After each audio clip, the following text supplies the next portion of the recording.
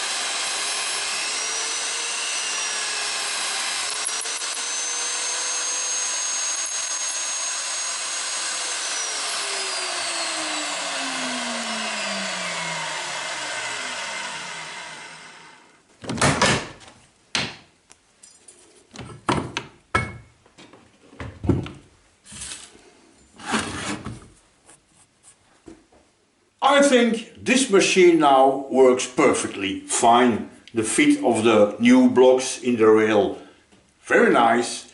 And up to the next project, which is of course exactly the same but totally different. Exactly the same because this is also a rail drill, and totally different because this one has a combustion engine. And the type of rail is different.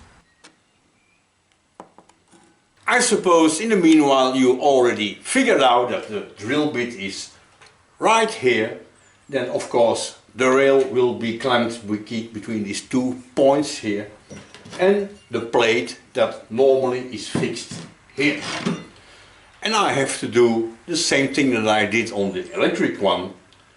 Adapt this plate to this rail. And again, I think this will be a very nice little job for the shaper. Now, this thing is 200 millimeters in length. And the total stroke of my machine is also 200 millimeters, so this will be perfectly fine. And of course, I also designed the thing in CAD. First, I'm gonna file out a little bit this important thing here.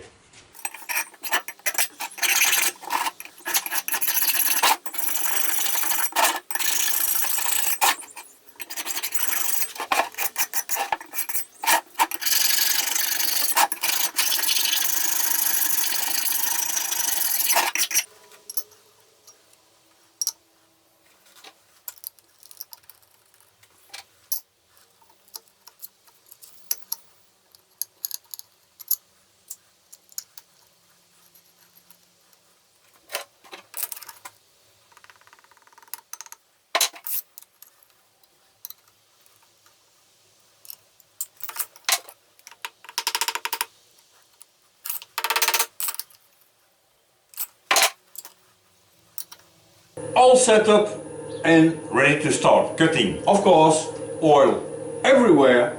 I installed a round nose tool because it's easier to make round shapes.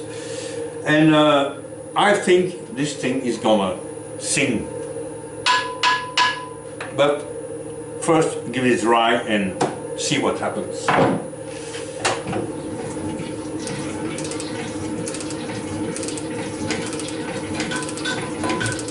60 strokes a minute.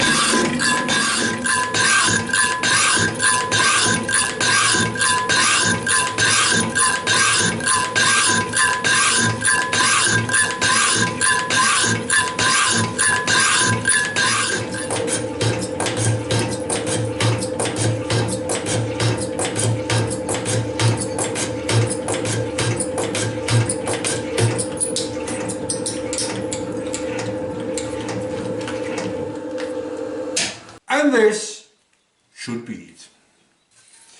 I didn't video much of the shaping, cutting action because it's basically the same operation as I did in last week's video, so I don't really see the point to bore you 2 times through the same bullshit.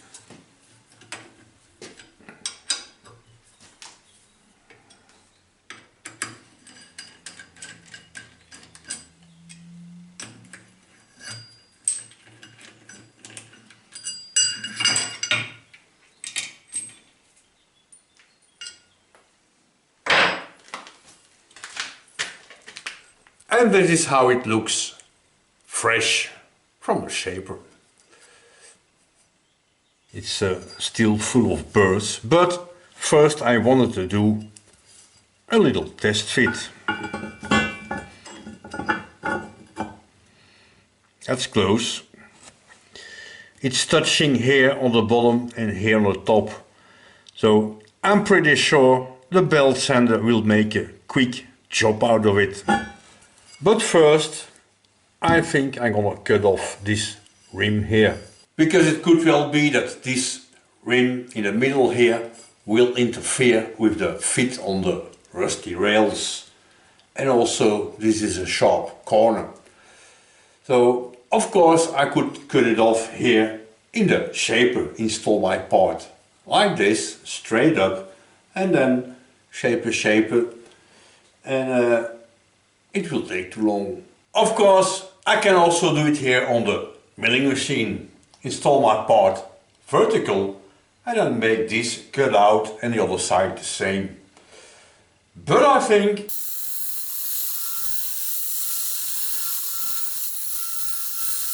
use the belt sander. After all, it's also a machine and it works very well. Right.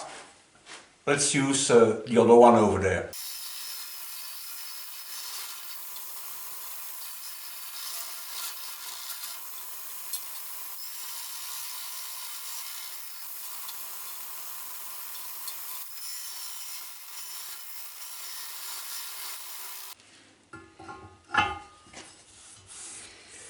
As you can see, it fits more or less.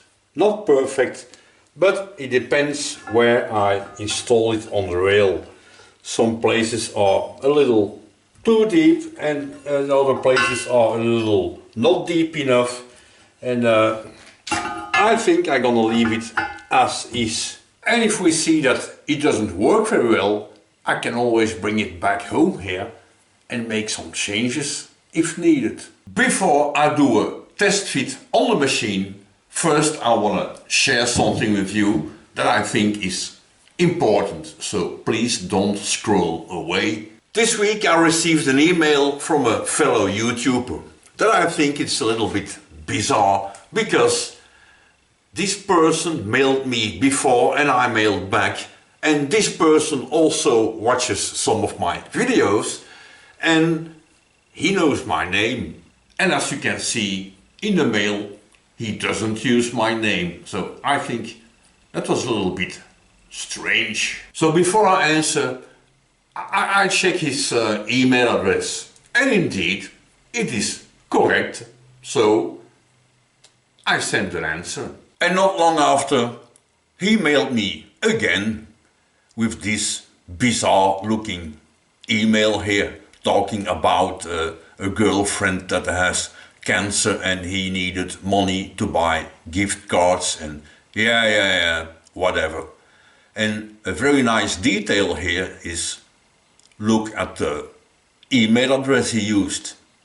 It's not the same. And because I'm always willing to help people, I sent a mail back, and here it is. And after this one, no more emails. Complete silence. I wanted to share this with you because I think it's important. These kinds of things can happen to everyone. If you receive an email from a friend, from someone you know, always check, double check, triple check. And if they ask for money, there's something wrong. Right, that said, let's install this thing in here and see if it works.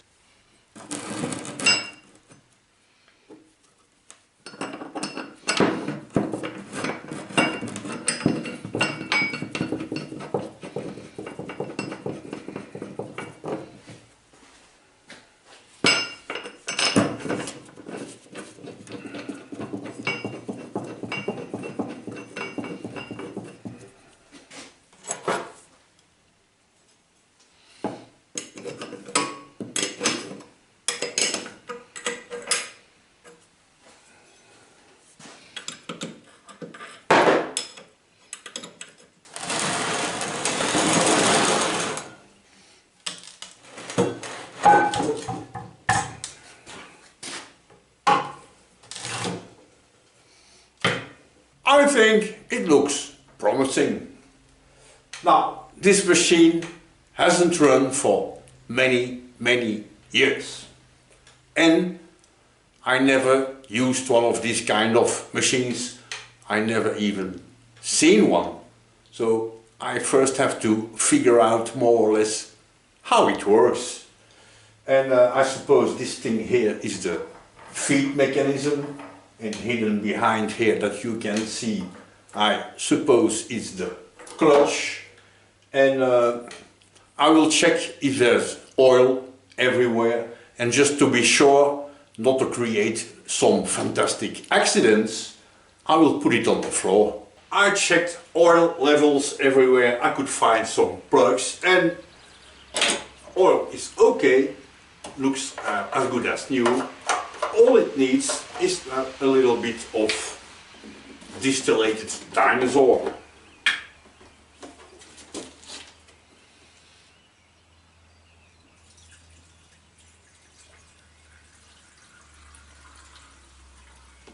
That will do.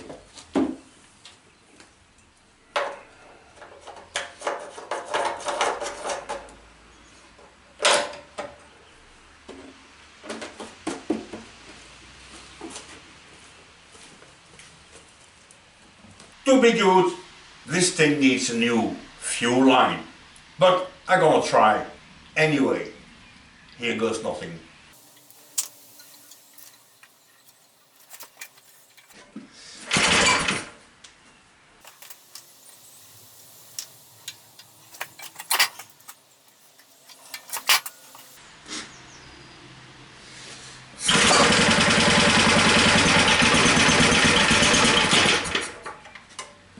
That's promising.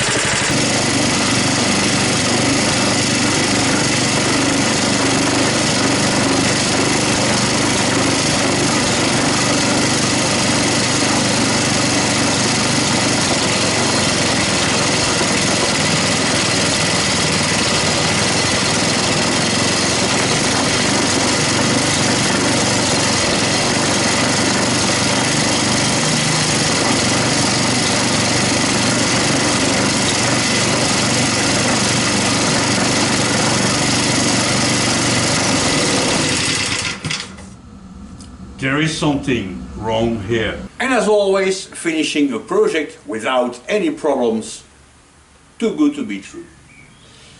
When I spin this hand wheel, it is supposed to push the drill bit into the rail using this lead screw here. But when I spin, nothing's happening.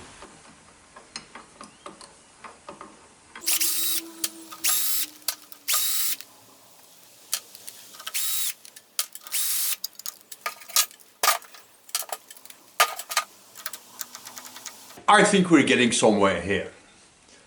This is of course the lead screw, and this is the gear that goes on this lead screw, and this is held in place with a roll pin that is broken, but I see that the other side of the pin is very deep, so I suppose the problem already existed before and someone tried to fix it halfway, because there's also some hammering marks here on the shaft.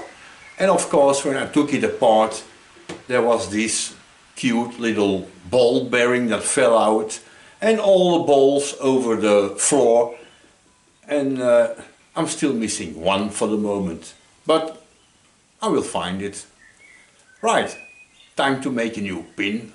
In here normally there is a 5mm roll pin that I don't have, but I think I'm gonna make a quick and easy fix with a M5 little stud here, and then put a nut on one side. Of course the real assembly will be a little bit more complicated because it's in this housing. That's why I like more this solution than the pin solution. All I have to do is cut it off here. Quick and easy. Right, let's do a little bit of assembly here. First of all, this thing.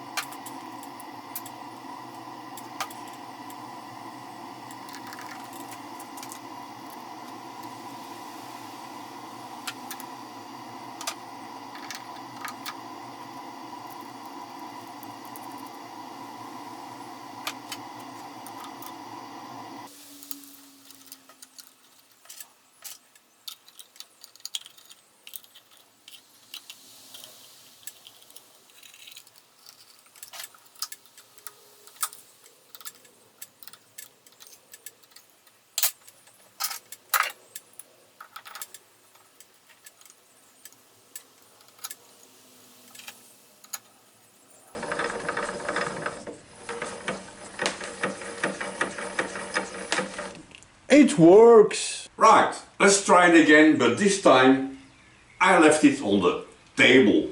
I installed two clamps here to hold the thing in place. Let's see what happens.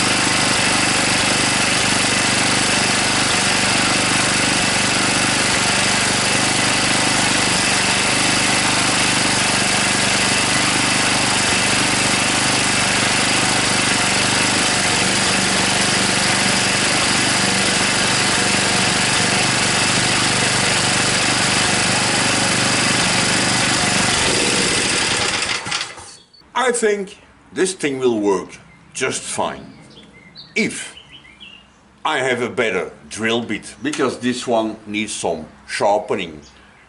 As you can see, the thing indeed started drilling, but it's a very big drill bit.